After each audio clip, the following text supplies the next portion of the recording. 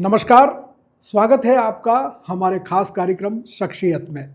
मैं हेमंत पाठक राही आज फिर लेके आया हूँ एक ऐसे शख्सियत को जिनसे हम बात करेंगे, कई तरह के सवाल करेंगे और जानेंगे उनके सवालों के जवाबों से कि हम क्या सीख सकते हैं और आज की युवा पीढ़ी उनसे क्या सबक ले सकती है और कैसे प्रेरणा ले सकती है। दरअसल देश जैसे जैसे आधुनिकता की ओर जा रहा है और जैसे जैसे टेक्नोलॉजी की दुनिया में हम आगे बढ़ रहे हैं, अब एआई का ज़माना है, 5G से ज़्यादा बड़ी टेक्नोलॉजी हमारे सामने आ चुकी है और युवा पीढ़ी टेक्नोलॉजी से बहुत ज़्यादा फ्रेंडली हो चुकी है।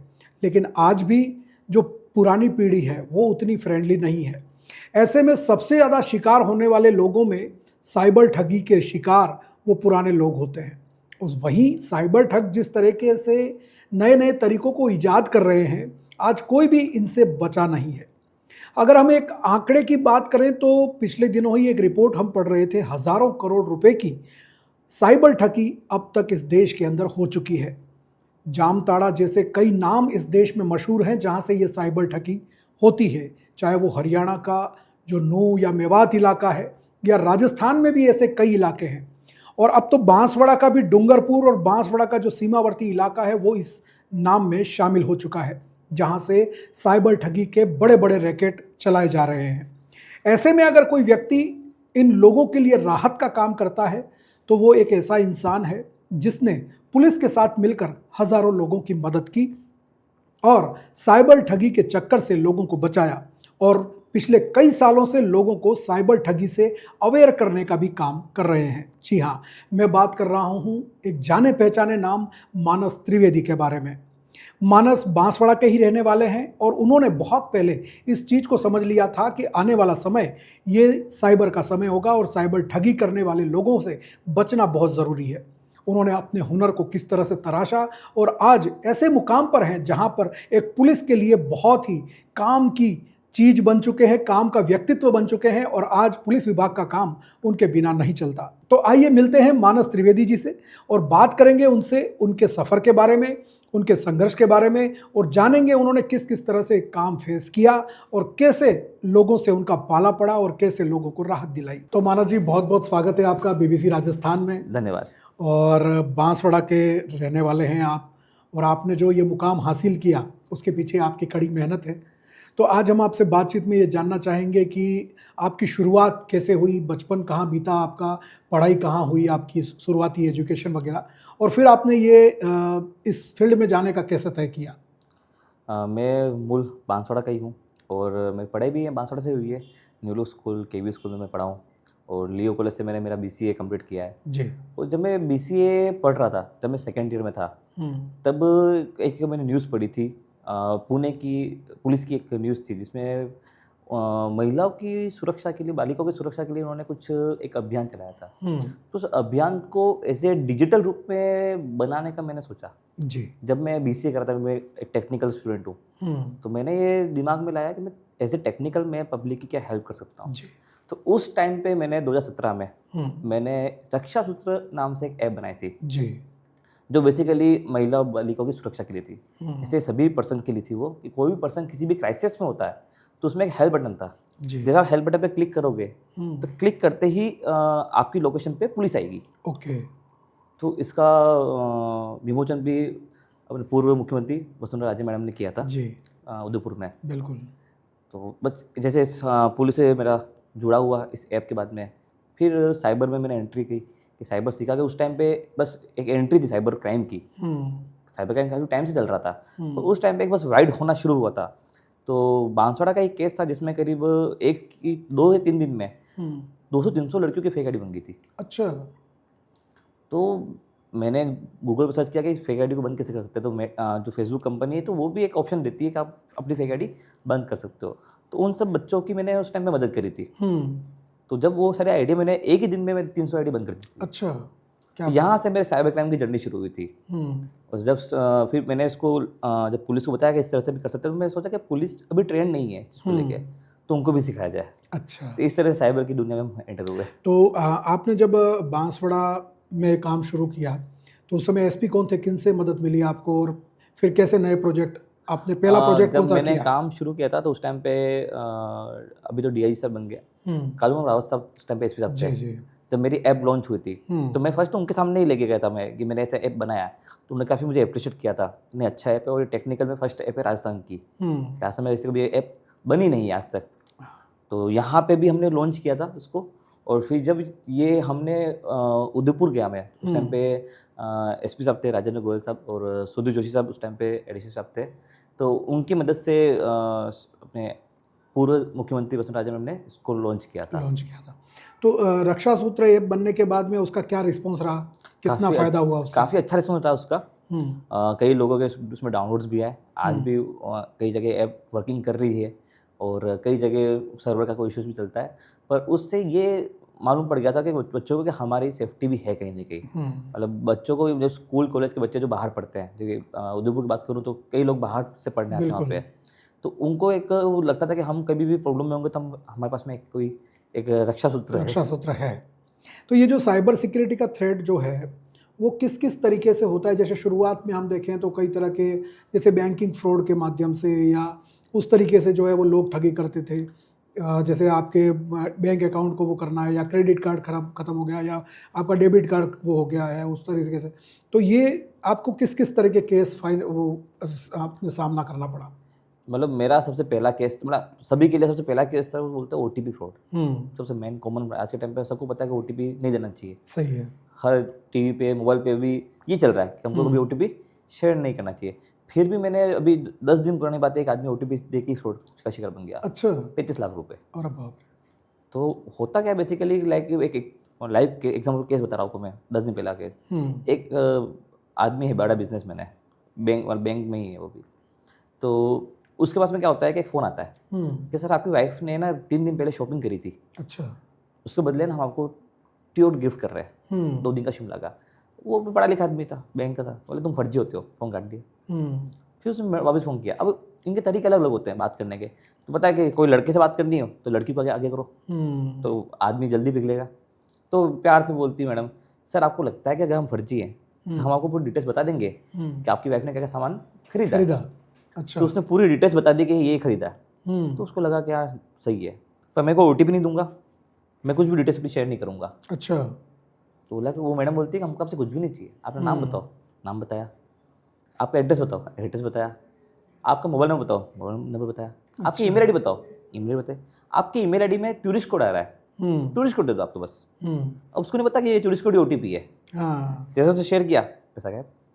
अच्छा। तो ये टूरिस्ट कोड, कूपन कोड, ये सब है ओटीपी, नाम चेंज कर देते हैं, कुरियर कोड, बस अलग अलग नाम से चेंज करते हैं। तो ये एक बेसिकली ओटीपी फ्रॉड सबसे पहला शुरू हुआ। फिर जैसे क्राइम बढ़ता गया तो आज के टाइम पे अलग अलग तरह के फ्रॉड हो रहे हैं। ओटीपी फ्रॉड हो गया, फिर आपका एटीएम स्कीमिंग, एटीएम फिशिंग, ये अलग क्राइम चलता है। फिर सेक्सटॉर्शन, इसमें होता क्या है बेसिकली कि आपके पास में एक अब रात का टाइम होता है, बच्चे होते हैं, नौजवान लड़के होते हैं, उनके पास में अचानक से व्हाट्सएप पे, इंस्टाग्राम पे, फेसबुक पे वीडियो कॉल आएगा। अच्छा। जैसे आप वीडियो कॉल चालू करोगे तो तुरंत स्क्रीन पे ना एक कोई न्यूड वीडियो चल रही होगी और उस स्क्रीन की होती है रिकॉर्डिंग। फिर उस आदमी को भेज के उसको ब्लैकमेलिंग होती है, अब पैसे दे। तो एक उदयपुर केस था, एक आदमी को ब्लैकमेल करते करते 25 लाख रुपए दे दिए उसने। अच्छा, 25 लाख रुपए रात रात डर डर के कि बस ये वीडियो वायरल होनी चाहिए मेरी, और 25 लाख देने के बावजूद भी वो वीडियो वायरल हो गई। अरे बाप रे।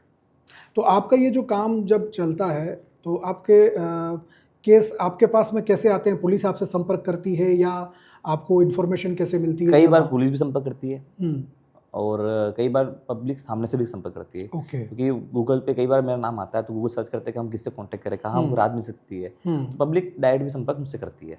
तो पुलिस की तरफ से आपको पहला केस कौन सा मिला? सबसे पहला केस वो मुझे फेक आईडी का था केस। किसी एक लड़की की फेक आईडी बना के उस पर उसके न्यूड फोटो डाले थे उसके एडिट करके, तो वो मेरा सबसे पहला केस था। उसको आईडी को मैंने करीब 15 मिनट में आईडी बंद करी थी मैंने उस टाइम पे। और ये जब आपके पास में जब लोग संपर्क करते हैं अपने फ्रॉड वगैरह को लेकर के, तो इसका जो है वो आपका सबसे पहला रिस्पॉन्स क्या होता है, क्या करना चाहिए? मेरा सबसे पहला रिस्पॉन्स मैं इनको बोलता हूँ कि जो सबसे पहले आप रिपोर्ट करो। रिपोर्ट जरूरी है आपकी सेफ्टी के लिए भी, हमारे काम करने के लिए भी, पुलिस के लिए भी रिपोर्ट जरूरी है। होता क्या है कि आपके साथ फ्रॉड हुआ, पब्लिक पुलिस के पास नहीं जाएगी, भाग के जाएगी बैंक में। क्यों बैंक में जा रहे हो आप? पहले रिपोर्ट करो, पुलिस को रिपोर्ट करो। पुलिस करेगी काम, बैंक में काम कौन करेगी? पुलिस जाएगी। अब पुलिस बैंक से तो करेगी। चला गया पैसा।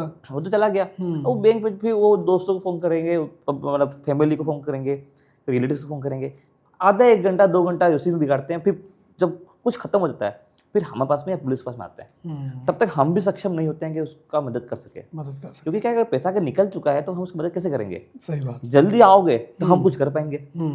तो ये जो AI वाला जो सिस्टम आ गया है आजकल, और अभी अभी जो कई सारे फ्रॉड ऐसे होने लगे हैं कि आपके बेटे की आवाज़ में ही आपसे बात कराएंगे, या आपकी बीवी की शक्ल में ही आपसे बात करा देंगे, पिता की शक्ल में बात करा देंगे। तो ये सारी चीज़ें कैसे इनको रोका AI जा का सकता सबसे बड़ा अगर अपन केस देखें तो अभी सबसे ज़्यादा चल भी रहा है, उसको नाम दिया गया डिजिटल अरेस्ट। हाँ, डिजिटल अरेस्ट। मैं उसी पे आ रहा था कि ये जो डिजिटल अरेस्ट करने वाली जो बात है। अब इसमें क्या होता है कि मैं मानता हूँ कि इसमें पब्लिक की बहुत बड़ी गलती होती है। एक केस था, मेरे पास में केस आया था, तो उसमें होता क्या है कि फैमिली जो थी, मम्मी पापा थे, उसका बेटा एग्जाम दे रहा था, फोन बंद था। उसी टाइम पे ही शिकार करते हैं उनको। अच्छा। कि तुम्हारे बेटे को मैंने पकड़ रखा है, लो बात करो। और आवाज़ उसकी बेटे जैसी होती है। पापा मुझे बचा लो, ये मुझे मारेंगे। तो आपके बेटे ने एक लड़की छेड़ी, उस पर मुकदमा दर्ज हो गया है, आपको बचाना हो तो इतने पैसे ट्रांसफर करो। अब बेटा कॉलेज गया है, एग्जाम दे रहा है, फ़ोन नहीं उठा रहा है, टेंशन में आके नहीं हम करते हैं, अभी हम करते हैं, वो पैसा ट्रांसफर कर देते हैं। ये लो। एक मुंबई की एक लेडी थी, मैंने न्यूज़ पढ़ी थी, 1.5 करोड़ रुपये ट्रांसफर कर दिए। 1.5 करोड़ रुपया ट्रांसफर कर दिया। मतलब हाउ, समझ में आता है मुझे कैसे करते हैं आप लोग। तो ये जो फ्रॉड जो करने वाले लोग होते हैं, ये किस तरीके से इसको पूरा जो है वो बनाते हैं सारा, कि भाई हम जो है वो उसमें एक आम इंसान उसमें फंस जाता है? पूरी कहानी एक्चुअली क्या है कि सबसे बड़ा अगर साइबर क्राइम अगर शुरू हुआ है, साइबर क्राइम अगर शुरू होता है तो सबसे बड़ा अगर कोई मुद्दा है ना, तो वो है डाटा लीक आपका। अच्छा। आपको पता नहीं आप कौन सी ऐप इंस्टॉल कर रहे हो, उस ऐप आपसे क्या क्या परमिशन ले रही है। हर ऐप आपसे देखोगे, कोई भी ऐप इंस्टॉल करोगे तो allow allow allow allow media, allow contact, आपने फोटो शेयर कर रहे हो, आपने कॉन्टैक्ट शेयर कर रहे हो, आपको पता ही नहीं है, आपने लोकेशन शेयर कर रहे हो। तो डाटा लीक सबसे बड़ा मुद्दा है। तो जो शिकार करते हैं उनके पास में अपना ऑलरेडी डाटा है। ओके। आपका नाम, आपका मोबाइल नंबर, आपके पापा का नाम, मम्मी का नाम, आपके बेटे का नाम, बेटी का नाम, आपका एड्रेस, आपका बैंक अकाउंट नंबर, सब कुछ उनके पास में है ऑलरेडी। तो वो उनको पूरी कहानी पता है आप कहाँ रहते हो, क्या करते हो। अच्छा। तो जब आपको लगता है कि इसको सब पता है, अपना आदमी है, फिर आप शिकार बन जाते हो। उनको पूरी एक कहानी रचते हैं, वो बात करने का तरीका उनका अलग होता है। अब उनको पता है कब उनको शिकार करना है। एक फ्रॉड है, लोन ऐप फ्रॉड। ओके। सबसे बड़ा फ्रॉड चल रहा है टाइम पे। भोपाल में इस क्राइम की वजह से एक आदमी ने अपने 2 बच्चों को जहर देकर मारा। अच्छा। अपनी पत्नी को भी जहर देकर मारा और खुद सुसाइड से खुद मर गया। अरे बाप रे। चारों पूरा परिवार खत्म हो गया सिर्फ इस हाँ, crime की क्योंकि वजह से। अपन देखते हैं ना, तो युवाओं में सबसे ज़्यादा इसकी जो है ना वो बढ़ रही है मामला। क्योंकि अब तो ये हो गया है कि जैसे आधार कार्ड पे भी लोन मिल जाता है, बिल्कुल आधार कार्ड नंबर से। तो ये आधार कार्ड से लोन मिल जाता है बहुत इजी, और ऐसे ऐसे ऐप आ गए हैं कि जिस पर आप जो है वो ये जो ऐप है, तो क्या अपन लोन लेने से पहले चेक करते हैं कि ऐप सच में RBI से अधिकृत है कि नहीं है? नहीं करते अपन। वो पैसा दे रहा है, 10,000 दे रहा है, ले लो। हाँ, वही तो। क्यों? चेक करो ना गूगल पे उसके बारे में, एक बार पता करो कि भाई ऐप सही है कि नहीं है, उसके रिव्यूज़ क्या है, प्ले स्टोर पे उसका रिव्यूज़ है, स्कैम तो नहीं है। सही है। 99% जो ऐप है लोन वाली सब स्कैम्स है। हाँ, क्योंकि मैंने बांसवाड़ा में भी एक केस देखा, बिल्कुल। उसने 10,000 रुपये का ऐसे ऑनलाइन लोन लिया, वो करीब 1.5 लाख रुपया भर चुका। हाँ। और उसके बाद में भी उसका बकाया निकल रहा है।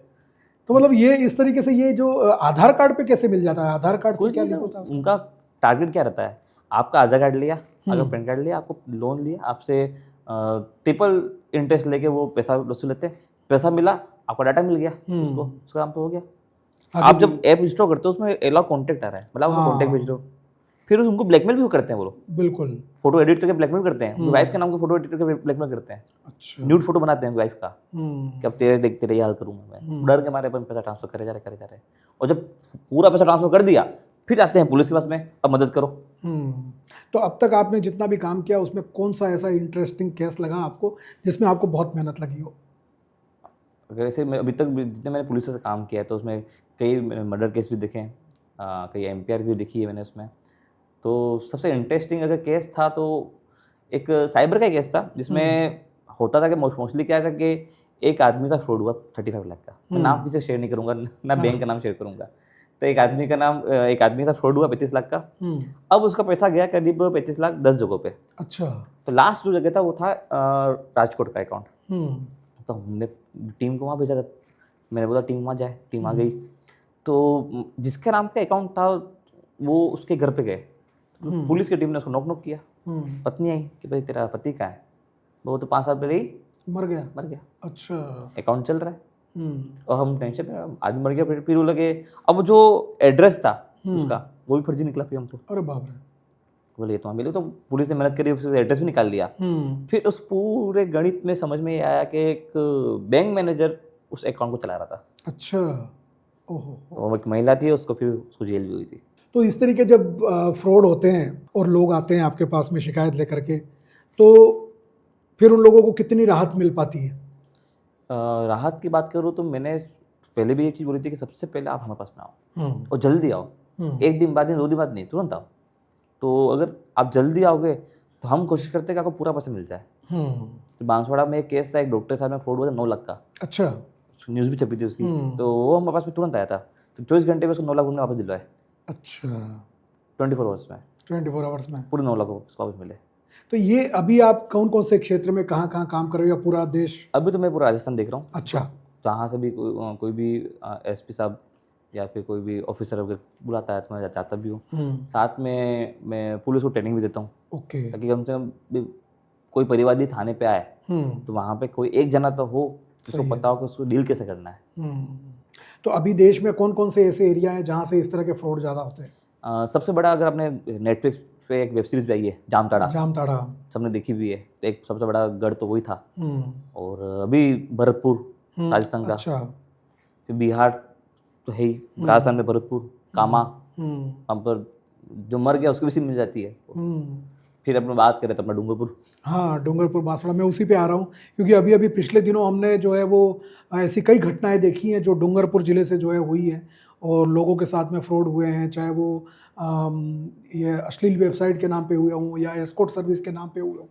तो ये यहाँ पर ये जो इस तरह का ये शुरुआत है, तो ये युवा पीढ़ी जो है वो इस तरह से कैसे इसमें गर्त में जा रही है, क्या ऐसे कारण है और ये कैसे होता है सारा? एक्चुअली अगर युवा पीढ़ी बात करें तो यहाँ सब पैसे की बात है। दिन के वो अगर 10 टारगेट भी करते हैं तो मैं मानता हूँ कि वो लाख से 1.5 लाख रुपये दिन के कमाते होंगे। अच्छा।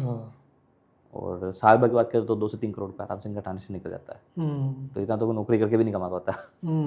और सबसे बड़ी बात ये है कि इनको पता नहीं, डर नहीं है। पुलिस का डर इनमें खत्म हो चुका है। पुलिस कार्रवाई भी करती है, इनको जेल भी होती है, पर एक वो डर है वो इनमें होना बहुत ज़रूरी है। अब इनमें होता क्या है कि आज के टाइम पे एक बहुत बड़ा क्राइम चल रहा है जो युवा पीढ़ी सबसे ज़्यादा उसमें मिली हुई है और इनको पता नहीं है कि हम क्या कर रहे हैं। अच्छा। होता क्या है, कोई बाहर से लोग आते हैं, गांव में घूमते हैं, गांव के छोरों को टारगेट करते हैं और उनके अकाउंट खुलवा देते हैं। अच्छा। अब उस अकाउंट में गेमिंग का और स्टॉक का, यूएसडीटी का, कोई फ्रॉड का वो अमाउंट आता है। उनको मिलते हैं कुछ ही पैसे, बाकी उनके नाम पे अकाउंट खुल गया, उनको तो कमीशन मिल गया, 1% कमीशन मिल गया उनको, मान लो 1.5% कमीशन मिल गया। अकाउंट में 1 करोड़ आए तो 1.5% कमीशन गया, कितना हुआ? लाख, 2 लाख, 5 लाख हुआ। ठीक है, इतना उनको मिल गया। अब वो मिलने के बाद में उस अकाउंट पर लगती है कंप्लेंट्स अलग अलग स्टेट्स से, राजस्थान से, गुजरात से, कर्नाटका से। वो पुलिस उनको उठा के ले जाती है। अच्छा। जिन्होंने अकाउंट खुला है वो तो फ्री हो गए। पकड़ा कौन गया? जिनके नाम से अकाउंट था। अब उनको पता नहीं हम कहाँ फंस रहे हैं, कब फंसेंगे, भागते फिरते फिर 10-15 दिन या फिर 10 साल भी भागते फिरते हैं। यही इनका फ्यूचर है। और फिर वो फ्यूचर इतना खराब हो जाता है उनका कि एक बार कभी न कभी आने वाले पहले 1 साल बाद, 2 साल बाद, 3 साल बाद भी उनको जेल होगी ही होगी। तो ये जो आज जो ये लोग कर रहे हैं ठगी के काम या जो पैसा ये ले जा रहे हैं, अभी जैसे अपन ने डूंगरपुर में भी देखा, तो डूंगरपुर में कितने केस आपने हैंडल किए और उनमें से क्या निकल के आया, कौन सा केस? डूंगरपुर मैंने कई बार केस देखे थे। लोकेंटो की, एक लोकेंटो की ऐप है, क्राइम है, गूगल पे भी इसके बारे में पूरा दे रखा है, प्ले स्टोर पे अवेलेबल भी है। अब ये मोस्टली एक एरिया फिक्स है डूंगरपुर के कुछ एरिया में, वो लोग ये क्राइम कर रहे हैं। अच्छा। और एक नहीं, कम से कम मैं मानता हूँ कि 300-400 लोग इसमें मिले होंगे, इन्वॉल्व है 100%। क्योंकि बांसवाड़ा तक भी ये बीमारी आ चुकी है। बिल्कुल। तो बांसवाड़ा का वो लोग, डूंगरपुर पुलिस ने कार्रवाई करी, बढ़िया कार्रवाई करी। उन्होंने कार्रवाई जब करी वहाँ से भाग के फिर उदयपुर आए, उदयपुर पुलिस ने कार्रवाई करी, भाग के बांसवाड़ा आए, तो बांसवाड़ा पुलिस कार्रवाई, अब वो सब अहमदाबाद रहते हैं। तो ये क्या है, भागते फिर रहे हैं। और बस इसमें क्या है कि सामने वाला आदमी ऐसे शिकंजे में फंसता है तो सामने वाला आदमी शिकायत भी नहीं कर पाता ज़्यादा कि भाई मैं, आप बोलते भाई क्या किया, भाई मैंने ये कॉल मंगवाया था। अब वो कैसे शेयर करेगा पुलिस को? उसके लिए भी दुविधा है। सही है। तो यहाँ पे ये कारण से ये बच जाते हैं। दूसरा होता है क्या है कि इनके नाम पे अकाउंट नहीं, हम्म इनके नाम पे मोबाइल नंबर नहीं, तो काफ़ी पुलिस के लिए भी डिफिकल्ट टास्क है, पर हम लोग काफ़ी अच्छी कार्रवाई कर रहे हैं सब मिलके हम। बिल्कुल। तो ये जो बातें मानस बता रहे हैं वाकई में बहुत भयभीत करने वाली हैं, क्योंकि आज मोबाइल के बिना कोई रह नहीं सकता, बिना मोबाइल के समय नहीं निकलता, बिना मोबाइल के कोई काम नहीं हो सकता। लेकिन वो मोबाइल ही जब अगर आपकी जान का दुश्मन बन जाए या आपके परिवार के लिए खतरा बन जाए तो उसमें सावधानी रखना बहुत ज़रूरी है। तो मानस, जब हम बात करते हैं इन साइबर ठगों की और इसके बारे में, तो ऐसे कौन कौन से ऐप या ऐसी कौन कौन सी वेबसाइट्स वगैरह जो हैं जिस तरीके से लोग जो है वो सावधान रह सकें, क्या सावधानी रखनी चाहिए, कौन किस किस से? मतलब आप कोई भी ऐप इंस्टॉल करो हम्म तो उस ऐप के बारे में प्ले स्टोर पे, गूगल पे उसके रिव्यूज़ देखो ओके। कि भाई ऐप किस तरह की है, क्या है, हम्म कोई दिक्कत तो नहीं है, कोई उस पर स्कैम तो नहीं चल रहा, क्योंकि रिव्यूज़ से ही मालूम पड़ जाएगा आपको कि वो ऐप रियल है कि फेक है। बिल्कुल। जहाँ तक कि वेबसाइट की बात करें तो आप कुछ भी सर्च करते हो हम्म तो आप देखो कि भाई कहाँ हम इन्वेस्ट करें। आजकल ये बिटकॉइन, ठीक है, हम्म यूएसडीटी बहुत फ्रॉड चल रहा है। पहले इन्वेस्ट कराते हैं आपसे, हम्म थोड़ा प्रॉफिट दिखाते हैं, अब जब प्रॉफिट हो गया उस टाइम पे ऐप हटा देते हैं। अच्छा। तो पैसा तुमको हमारे ऐप में अटका रहा है, हम्म वो वॉलेट में दिख रहा है कि हमने लाख 10 लाख कमा लिए, वो वॉलेट में दिख रहा है, विड्रॉल नहीं कर पा रहे, तो ऐप पे फर्जी निकली, ऐप पे फर्जी। भाग गया, वो कंपनी भाग गई। हाँ, क्योंकि अभी अगर फिजिकली कोई कंपनी हो तो चलो आप उसके जाके ऑफिस पकड़ भी पे ले। हाँ, उसके ऑफिस पे जाके पकड़ ही लेके, लेकिन इन ऑनलाइन ऐप्स के ऑफिस एक को कहाँ सर पकड़ेंगे? उदयपुर का एक आदमी था, उसके साथ क्या हुआ कि उसने एक ऐप इंस्टॉल करी, हम्म ये यूएसडीटी वाली, बिटकॉइन वगैरह सब काम करने के लिए। अब उसने क्या किया कि पहले तो उसने 2 लाख इन्वेस्ट किए तो उसको मिल गया 50,000, खुश हो गया। फिर उस कंपनी ने बोला कि काम करो, टेलीग्राम पे ग्रुप बनाते हैं, बातें करते हैं। फिर उसने बोला कि 5 इन्वेस्ट करो, उसको 2 लाख मिल गए, उसको मजा आया। फिर 10 इन्वेस्ट करो, फिर उसको 3 लाख मिल गया, वो मजा आया, उसको मजा आता है। ऐसे करते करते 40 लाख तक तो मजा करवाए। तो उसने कहा बड़ा बड़ा गेम खेलो सर आप, अब तो अच्छा अब तो हमारे ज्ञान प्लेयर कर हो, रहे हो, हाँ। अब तो बड़ा गेम खेलो, तो 2 करोड़ इन्वेस्ट करो। अच्छा। 2 इन्वेस्ट किए तो भी इसको भी दिखा, 40 लाख से इन्वेस्ट आपको ऑनलाइन दिखा रहा है, काम करो सर और इन्वेस्ट करो। ऐसे करते करते तो 7 करोड़ रुपये इन्वेस्ट करे। अच्छा। वो 7 करोड़ का प्रॉफिट आ रहा था उसका, उसमें करीब 4.5 करोड़ जो सिर्फ वॉलेट में दिख रहा था। कंपनी भाग गई, बंद, ऐप बंद। अब वो भागते भागते ढूंढ रहा हम कहाँ करें, क्या करें। क्या करें भाई, ये जो जिस तरीके से आप बता रहे हो, मुझे तो अब इससे मोबाइल से डर लगने लगा है। इससे मोबाइल ये एटम बम है, डरना ही हाँ, चाहिए। एटम बम है। तो ये अब हम बात करें, क्योंकि देखो युवा पीढ़ी जो है टेक्नोलॉजी को समझती है, सारी चीज़ें हैं, उसके बाद में भी फंसती है, लेकिन फिर भी वो किसी तरह से बच जाते हैं। जो पुरानी पीढ़ी है या जो वो जनरेशन है जिसने मोबाइल अपने जवानी खत्म होने के बाद देखा, तो उन लोगों के लिए क्या सावधानी रखनी चाहिए, उन लोगों को क्या करना चाहिए? सबसे पहले सावधानी है कि अपना OTP कभी शेयर ना करें। दूसरी चीज़ ये है कि कभी कोई भी चीज़ आप इंस्टॉल करो तो उसके रिव्यूज़ देखो। तीसरा, कोई भी अगर ऐप इंस्टॉल करो, जैसे कि जो ऐप रिमोट टेस्ट पे चलती है, तो ऐसी ऐप आपको इंस्टॉल नहीं करनी चाहिए। जी। अपना डेबिट कार्ड डिटेल्स वगैरह कभी शेयर ना करें, क्योंकि क्या है आजकल युवा पीढ़ी तो समझती है, जो पुराने लोग हैं वो नहीं समझते। वही। भाई डेबिट कार्ड नंबर दे दिया, CVV दे दिया, तो ये डिटेल्स अपनी निजी जानकारी कभी किसी से शेयर ना करें, खासकर अनजान व्यक्तियों से अनजान व्यक्ति। कभी भी शेयर नहीं करना हाँ, चाहिए। क्योंकि आरबीआई भी कहता है कि ऐसी डिटेल वो कभी नहीं मांगते, या उनका कभी कोई नहीं बैंक नहीं मांगते, मांगता, कभी नहीं मांगते। कोई भी पासवर्ड या कोई भी ओटीपी बैंक को वगैरह। काम अगर तो बैंक को काम है अगर अपन से, या तो अपन जाएंगे बैंक को बुला सकते हैं, फोन करके आरबीआई गाइडलाइन कितनी है कि आप नहीं जा सकते हो तो बैंक वालों को बुला लो, आरबीआई गाइडलाइन है। तो इन छोटी चीज़ों, क्योंकि साइबर क्राइम क्या है, साइबर क्राइम ही एक ऐसा क्राइम है जिसको आप कम कर सकते हो सिर्फ जागरूकता से। आप जीरो कर सकते हो उसको, बाकी कोई तरीका नहीं इसको जीरो करने का। सही है। आप जागरूक हो तो आपका कभी फ्रॉड होगा ही नहीं, बस अवेयर रहो। तो एकमात्र अपने दुनिया का ऐसा क्राइम है जो कम हो सकता है सिर्फ अवेयरनेस से। तो मैं सबसे ये कहता हूँ कि आप बस अवेयर रहो। हर जगह चलता है, कभी अवेयरनेस कैंपेन चलते हैं, हम भी चलाते हैं, पुलिस भी चला रही है। तो OTP नहीं देना चाहिए, फिर भी OTP दे रहे अपन, बस यहाँ गलती अपनी है। साइबर क्राइम कभी भी बिना आपकी गलती के नहीं होगा, आपकी गलती से ही होगा। कई बार ऐसे आते हैं कि हमने कुछ भी नहीं किया और पैसे उड़ गए, सब फालतू बातें करते हैं, झूठी बातें करते हैं। सही बात। बिना आपकी गलती के कभी भी साइबर क्राइम में तो सबने तो कोई OTP शेयर नहीं किया फिर भी पैसे चले गए, सब फालतू बातें। बिना आपकी गलती के कभी शेयर नहीं होगा। अगर आपके साथ कोई साइबर क्राइम होता भी है तो भारत सरकार की हेल्पलाइन नंबर है 1930 तो उस पर जाके भी आप कंप्लेंट कर सकते हो। साथ में cybercrime.gov.in ये एक वेबसाइट है, जहाँ जाके भी आप कंप्लेंट दर्ज करा सकते हो। दूसरा एक चीज़ और भी होती है कि जैसे लोग जो है मोबाइल में कई तरह के ऐप डाउनलोड कर लेते हैं, और जैसे ऐप जो परमिशन मांगता है तो परमिशन भी दे देते हैं, लेकिन जब जैसे वो काम नहीं आ रहा है ऐप या उसका काम खत्म हो गया तो वो क्या करेंगे, अनइंस्टॉल कर देंगे। तो उसका डाटा वगैरह वो इरोज करते नहीं है। आपने एक बार इंस्टॉल किया, उसको परमिशन दे दी, डाटा उसने ले लिया, हाँ, फिर अनइंस्टॉल करो, कुछ ही करो, डाटा चला गया आपका। अच्छा, कुछ भी करें उसमें डाटा डाटा चला चला जाए। गया, जा चुका आपका। हम्म, एक ट्रू कॉलर है, हाँ, 7 परमिशन मांगता है। 7 परमिशन मांगता है, बिल्कुल। Hello hello hello hello hello. Instagram है, आज देखा आप, मैं बात एक बार क्या, मैं बात करें, आप बात करें होटल्स की, फ्लाइट्स की, अमेरिका की टिकट्स की, तब वो उसी की ऐड दिखेगी। एड दिखेगी, बिल्कुल। क्यों? वॉइस आपकी आवाज़ सुनते हैं, कई सारी ऐसी ऐप्स से जो आपकी आवाज़ सुनती है, अच्छा, तभी उसी की ऐड दिखेगा आपको, रील भी उसी की दिखाएंगे। हाँ, क्योंकि कैमरा एक्सेस भी दे रखा है आपने, वॉइस एक्सेस सब भी कुछ दे दे रखा रखा है आपने। आपने, कॉन्टेक्ट भी दे रखा है आपने, गैलरी भी दे रखी है आपने, तो ये फोटोज। कीवर्ड समझते हैं। हाँ, होटल तो होटल की ऐड दो, कोचिंग कोचिंग की ऐड दो, कॉलेज कॉलेज की ऐड दो, फॉर्च्यूनर फॉर्च्यूनर की ऐड दो। मैं पापा बात करते कि अभी कौन नई गाड़ी लेनी है, कौन सी नेक्सॉन लेनी है, जैसे मोबाइल खोला नेक्सॉन की ऐड आने लग गई। ओह, हाँ, क्योंकि आप जैसे जब हम बात करें, मान लो जूते की बात कर लेंगे, हाँ। तो थोड़ी देर बाद में आप सोशल मीडिया खोलेंगे तो आपको जूतों की एड दिखने लग जाएगी। बेसिकली मैं मेरे फ्रेंड बात करते बाली जाएंगे घूमने के लिए, और जैसे देखा तो बाली के होटल्स का ऐड आने लग गई। तो अपन सब क्या है, इन सब के बीच में घिरे हुए हैं, इनके साथ ही पकड़ रहना है, पर जागरूकता से रहना है। जागरूकता से। आप इनको बंद नहीं कर सकते इस चीज को, ना आप रोक सकते हो, आपको बस जागरूक रहना तो है। ये जो कंपनियां जैसे व्हाट्सएप वगैरह हैं या मेटा वगैरह जो हैं, ये आपके डाटा सिक्योरिटी की जो आपको गारंटी देती हैं, तो वो सब वाकई में देती हैं या? मुझे नहीं लगता। अच्छा। अब इसमें मेटा पे क्वेश्चन मार्क कर सकता है, पर मुझे नहीं लगता। कई बार होता है कि मेटा का सर्वर डाउन हो गया, क्यों हो गया भाई? कि नहीं, डाटा लीक हुआ है। डाटा लीक हुआ। व्हाट्सएप चलते चलते बंद हो रहा है आज के टाइम पे, देखा होगा आपने कई बार कि 3 घंटे के लिए व्हाट्सएप बंद हो गया है। 1 घंटे अभी की बात है, 2 महीने पहले आधे घंटे के लिए व्हाट्सएप बंद हो गया था। हाँ, क्योंकि एंड टू एंड इंक्रिप्शन की बात करते हैं तो वो। मैं नहीं मानता हूँ कि ये अपना डाटा इतना सिक्योर है।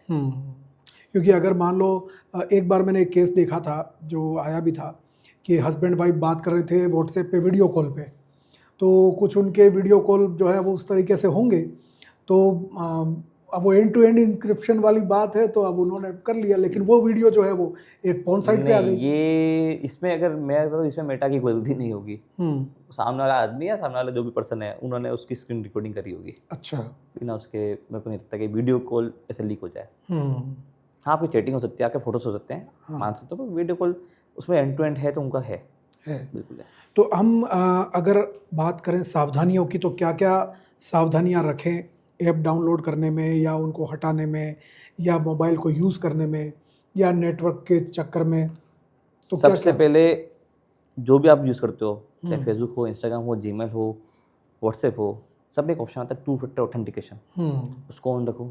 2 फैक्टर जो होता है उसको ऑन ऑथेंटिकेशन रखो, का। उसको अपने नंबर से और ईमेल आईडी से कनेक्ट रखो। कभी भी पासवर्ड आपका मोबाइल नंबर नहीं होना चाहिए, आपका नाम नहीं होना चाहिए, आपके बेटे का नाम, आपके स्कूल का नाम, आपका शहर का नाम, आपसे रिलेटेड कुछ पासवर्ड होने नहीं चाहिए। पासवर्ड ऐसा रखो जो उसको समझ नहीं सके कोई भी। क्योंकि क्या होता है, कई बार ऐसा होता है, एक सॉफ्टवेयर आता है जो क्या करते हैं, पासवर्ड कॉम्बिनेशन बनाते हैं, तो एक कॉम्बिनेशन आपका पासवर्ड बन लग जाता है। बराबर। तो कभी इस तरह के मानस @123 नहीं रखो, जैसे मैंने पहले रखा था चल चला चल @123, इस तरह का पासवर्ड रखो। तो अब हाँ, यूनिक पासवर्ड होना चाहिए। यूनिक होना चाहिए, हर महीने उसको बदलो। जैसे जन्मदिन हो या कभी भी डेट ऑफ बर्थ के बाद में जैसे शादी की तारीख है या कभी भी नहीं, ऐसी चीजें नहीं रखनी चाहिए। कभी भी नहीं, अपने नाम से और उस तरीके से नहीं रखनी चाहिए, कभी भी नहीं होना हाँ, चाहिए। क्योंकि वो तो वैसे ही जज हो जाएगा। एग्जैक्टली, तो इस तरह का पासवर्ड रखना नहीं चाहिए। अनजान व्यक्ति का भी वीडियो कॉल नहीं उठाओ। हाँ, पहले बस वो बचपन सिखाते रहे बुजुर्ग कि लालच बुरी बला है, लालच बुरी बला है। उसी को अगर सीख जाओगे ना, तब साइबर क्राइम शिकार नहीं बनोगे। जल्दी पैसा कमाने की इच्छा नहीं होनी चाहिए बस यही है। तो ये जो सावधानियां बता रहे हैं हमें मानस, वो सावधानियां रखनी बहुत ज़रूरी है, क्योंकि टेक्नोलॉजी के बिना तो अब जीवन संभव नहीं है। बिल्कुल। मोबाइल, लैपटॉप, और अब तो इतना आगे बढ़ गया है कि आप बहुत कुछ कर सकते हैं। मतलब किशोर कुमार से अरिजीत सिंह के गाने अगर गवाए जा रहे हैं तो एआई से कुछ भी हो सकता है। क्योंकि ये एआई की बात मुझे एक चीज़ और याद आई कि जैसे आपके पास में कोई कॉल आया, अननोन कॉल आया, आपने उससे बात की, हेलो हेलो कौन है, क्या है, बोला, उसने आपकी आवाज़ रिकॉर्ड कर ली और उसी का क्लोन बना दिया, और उसी के क्लोन में वो फिर आपके बेटे को कॉल करेंगे कि आपके पिताजी का एक्सीडेंट हुआ और ये वो यहाँ पे ये। बिल्कुल। तो ये सारी चीज़ें जो है हो रही है। अभी एक केस आया था इसमें, इसमें क्या होता है कि एक आदमी का फोन आता है फर्स्ट क्लास में कि आपके पति का एक्सीडेंट हो गया। अच्छा। और मैंने आपके पति को पैसे ट्रांसफर किए हैं 30,000 रुपये, और ये उसका स्क्रीनशॉट फर्जी होता है, तो आप मुझे पे कर दो आपके पति, और मुझे मैं इसको ना घर भेज रहा हूँ, वो अभी सोए हुए हैं। अब पति परेशान, फट से ट्रांसफर, चेक तो किया नहीं, कुछ भी नहीं, ट्रांसफर हो गया फ्रॉड। तो ऐसे कौन कौन से केस आपके पास आ चुके हैं जो आपको लगता है कि बहुत इंटरेस्टिंग है? इंटरेस्टिंग तो सारे इंटरेस्टिंग होते हैं साइबर क्राइम में, रोज के रोज एक नया क्राइम है। रोज के रोज आपको अलग अलग सुनने मिलता है, कभी नया जी। अच्छा ऐसा अच्छा ऐसा। हम्म, तो बेसिकली जो अभी देखने में आ रहा है ना, मतलब पब्लिक समझ नहीं पाती है। हाँ, एक महिला है, मेरे पास केस आया था, तो उसने इंस्टाग्राम पे कोई पेज देखा, अच्छा। उस पर कपड़े थे, तो शादी कपड़े वहाँ से ऑर्डर कर दिए उसने। हम्म, तो उसने एडवांस मांग लिए, ₹1,00,000 एडवांस दे दिए, भाई ₹1,00,000 एडवांस के वो आईडी उड़ गई। आईडी उड़ गई। तो अभी पिछले दिनों बांसवाड़ा में भी एक केस हुआ था, हम नाम तो नहीं लेंगे उनका, लेकिन एक बैंक के मैनेजर भी उसमें शामिल थे, कुछ एजेंट भी उसमें शामिल थे जिन्होंने खाते खुलवाए लोगों के, जो फिर काम नहीं आ रहे थे तो बंद करने थे, उन्होंने सबसे आईडी वगैरह सब ले लिया, लेकिन खाते बंद नहीं कराए, और फ्रॉड का पैसा उसमें आता रहा, और अब जो है वो सारे लोग, तो ये इस तरीके से जो ये लोग अपना जैसे अलग अलग बैंकों में अलग अलग खाते खुलवाते हैं, तो इसको लेकर के क्या कहना चाहेंगे? इसमें लेकर मैं कहना चाहूँगा कि सबसे पहले बैंक की बात करूँ तो मतलब कई बार मैंने पुलिस से भी सुना है और मैं देखा भी है कि बैंक इतना सपोर्ट नहीं करती है पुलिस को भी। मतलब मुझको अगर कोई पैसा रुकवाना हो तो मुझे पहले क्या करना पड़ेगा, सुबह उठना पड़ेगा, ऑफिस जाना पड़ेगा, फिर एक लेटर बनाना पड़ेगा, वो नोटिस को देना पड़ेगा, तो वो पैसा रुकेगा। अच्छा। तो लंबा प्रोसेस। तो बैंक्स के और पुलिस के बीच में इतना कम्युनिकेशन सही है ही नहीं इनका। ये भी चीज़ मैंने नोटिस करी। तो मैं वही उसी सवाल पे आ रहा था कि जैसे साइबर क्राइम की कोई शिकायत आई तो उसको सॉल्व करने में क्या क्या दिक्कतें आती हैं, और कैसे इसका सॉल्यूशन होना चाहिए, कि क्या किया जाए? अगर बैंक टाइम पर सपोर्ट करे ना तो साइबर क्राइम कभी हद तक कम हो जाएगा। अच्छा। सेकेंड चीज़ ये कि पुलिस को हर टाइम अच्छी ट्रेनिंग मिलनी बहुत ज़रूरी है। रोज़ एक नया क्राइम है, आज मैंने ट्रेनिंग दे दी पुलिस को, फिर एक साल तक कोई ट्रेनिंग नहीं है, कोई नया क्राइम तो आएगा ही, तो आप डील कैसे करना रहा। तो बैंक का सपोर्ट पुलिस को होना काफ़ी हद तक हम मदद कर सकते हैं लोगों की। तो अभी राजस्थान की पुलिस कितनी अपडेट है इसको लेकर के? अभी तो फिलहाल बहुत ज़्यादा अपडेट है। अभी मतलब काफ़ी अच्छा रिकॉर्ड आया है इस बार राजस्थान का भी, कि जो 19-30 कंप्लेंट है उसमें कई लोगों के पैसे रिफंड भी कराए हैं राजस्थान पुलिस ने, और कई पैसे अभी होल्ड भी लगे हुए हैं। तो करीब जहाँ तक मुझे आइडिया है तो पूरे राजस्थान की बात करें तो करीब 25 करोड़ के आसपास पैसा होल्ड हुआ है। अच्छा। आराम से। हाँ, क्योंकि पिछले दिनों राजस्थान पुलिस ने एक बड़ी कार्रवाई भी की थी जिसमें साइबर ठगी के खिलाफ पूरा अभियान चलाया गया, और इधर ये हरियाणा से टच जो इलाका है वहाँ पे सारी कार्रवाई की गई और कई लोगों को पकड़ा भी गया। बिल्कुल। अभी तो अब इस मामले में और कितना अपडेट होने की ज़रूरत है, चाहे वो इक्विपमेंट के लेवल पे हो, चाहे ट्रेंड कर्मचारियों के लेवल पर हो, और क्या क्या करना चाहिए? सबसे पहले तो कानून जो है IT एक्ट के, उसमें बहुत बदलाव की जरूरत है। तो अगर पुलिस को सपोर्ट चाहिए तो जो अपने देश का कानून IT एक्ट है उसमें बहुत सारे बदलाव की जरूरत है, अभी काफ़ी हद तक उस पर काम करना चाहिए। दूसरा, पुलिस को प्रॉपर ट्रेनिंग मिलनी चाहिए, क्योंकि कोई इक्विपमेंट सॉफ्टवेयर की जरूरत नहीं है यहाँ पे इतनी ज़्यादा है। इक्विपमेंट नहीं है मानते हुए हमको कई सारे दिक्कत आती भी है कि हमको एक क्लिक पे कुछ नहीं मिलता। हमको डिटेल पता करने के लिए कम से 7 दिन लग जाते हैं, 7 दिन तो एक क्लिक पे हो जाए। तो थोड़े चीज़ें टेक्नोलॉजी बढ़ाने की जरूरत है काफ़ी। हाँ, कुछ सेंट्रलाइज सिस्टम ऐसा बन जाए जिससे कि आपस में कोऑर्डिनेशन बन सके, बस कोऑर्डिनेशन की बात है, तत्काल जानकारी मिल जाए और उससे जो है तत्काल कार्रवाई हो जाए, तत्काल जानकारी मिल जाए। बस ये है कि जो साइबर क्राइम वालों में जो डर है वो बरकरार होना चाहिए। वो बरकरार होना चाहिए, क्योंकि अगर डर निकल जाएगा तो वो तो लगातार करते रहेंगे। अभी जैसे बांसवाड़ा डूंगरपुर क्षेत्र में जो कार्रवाई हुई, उसके बाद में अभी थोड़ा थोड़ा जो है वो मामला अभी काफ़ी कम हो गया, वो भाग बहुत गए कम सब। हो गया। अच्छी कार्रवाई करी है, डूंगर पुलिस ने उन पर अच्छी कार्रवाई करी है, फिर उधमपुर पुलिस ने भी काफ़ी अच्छी कार्रवाई, बांसवाड़ा में अच्छी कार्रवाई करी है, तो अब वो शांत पड़ गए। कुछ अभी भी काम कर रहे हैं पर काफ़ी हद तक कम हो गए। हाँ, क्योंकि हमारा जो इलाका है वो आदिवासी बहुल इलाका है, यहाँ पे कम पढ़े लिखे लोग भी ज़्यादा हैं, तो इस वजह से इन चीज़ों का शिकार बहुत जल्दी हो जाते हैं। बिल्कुल। तो अब जो युवा पीढ़ी जो है, जो साइबर क्राइम के क्षेत्र में या इस क्षेत्र में आना चाहती है, तो उन्हें आप क्या सलाह देंगे, क्या करना चाहिए और कैसे वो अपने आप को इसके लिए तैयार करें? सबसे पहले अगर आप ग्रेजुएट हो गए हैं तो साइबर क्राइम के अलग अलग कोर्स होते हैं, जो डिप्लोमा भी होता है, उसके अंदर साइबर में अब तो पोस्ट ग्रेजुएट भी होने लग गई है, एथिकल हैकिंग, साइबर फोरेंसिक, इस तरह कोर्स होते हैं। तो आप उनको कोर्स को करो। कई कंपनीज आपको हायर करती है, हर कंपनी में कोई ना कोई साइबर के पोस्ट होती है, और कई स्टेट की पुलिस भी आपको हायर कर रही है, तो इसमें काफ़ी अच्छा स्कोप है आने वाला टाइम। तो इसके लिए पढ़ाई जो है वो कंप्यूटर लेवल पे ही जाए? हाँ बिल्कुल, टेक्निकल पे ही पढ़ाई जाए। टेक्निकल पे पढ़ाई करने के बाद में आप इस फील्ड में जा सकते हैं, और ये एक ऐसी फील्ड है जो आने वाले समय में बहुत ज़्यादा काम आने वाली है, क्योंकि टेक्नोलॉजी का ज़माना, धीरे धीरे बहुत ज़्यादा टेक्नोलॉजी पे डिपेंड हम होने वाले हैं। ऐसे में इस तरह के मामले लगातार बढ़ते जाएंगे और उन लोगों को अवेयर करने के लिए, उन लोगों की सुरक्षा करने के लिए ऐसे लोगों की ज़रूरत भी पड़ेगी, जैसे मानस कर रहे हैं आज की तारीख में लोगों की मदद। तो इसलिए युवा पीढ़ी को इस और भी ध्यान देना चाहिए, क्योंकि अब इसमें और भी बहुत तरह की चीज़ें आ गई हैं।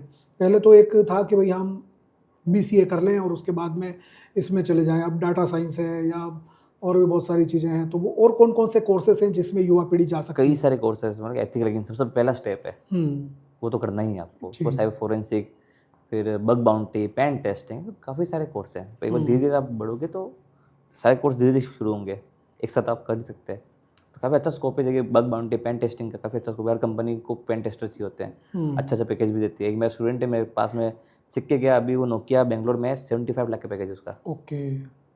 मेरे पास से सीख के गया वो।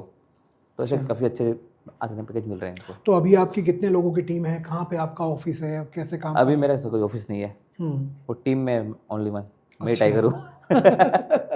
टीम मेरी कोई नहीं है। एक अकेला सब पे भारी। हाँ, फिलहाल सब पे भारी है अपन।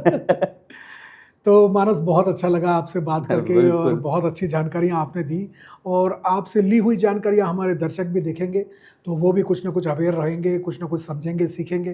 तो आपको ये बातचीत कैसी लगी और आप इससे क्या सीखे, हमें ज़रूर बताएं। हमारे यूट्यूब चैनल, X, इंस्टाग्राम और फेसबुक पर जा कर के आप इस इंटरव्यू को देख सकते हैं, और हमें कमेंट करके राय ज़रूर बताएं। आपको अच्छा लगा हो तो ज़्यादा से ज़्यादा लोगों को शेयर करें, और हमसे अगर आप व्यक्तिगत संपर्क करना चाहते हैं या कोई राय रखना चाहते हैं तो हमारा मोबाइल नंबर है 9414102499। उस पर भी आप हमें जो है वो अपनी शिकायत या अपनी जो भी बात है या जो विचार आप चाहते हैं वो हमें भेज सकते हैं। ये अगर आप किसी फ्रॉड के शिकार हो रहे हैं या किसी फ्रॉड के शिकार हो चुके हैं और आपको उसमें कुछ हेल्प चाहिए, मदद चाहिए, राय चाहिए, तो वो भी हमें आप भेज सकते हैं। हम मानस जी से मिल करके उनको सॉल्व करने का प्रयास करेंगे जितना जल्दी से जल्दी हो सके। तो फिर मिलेंगे किसी और शख्सियत के साथ में इस कार्यक्रम में, ऐसे ही जानेंगे उनके सफ़र के बारे में और हमारी युवा पीढ़ी के लिए कुछ सबक भी लेंगे। तब तक दीजिए इजाज़त। नमस्कार, जय हिंद।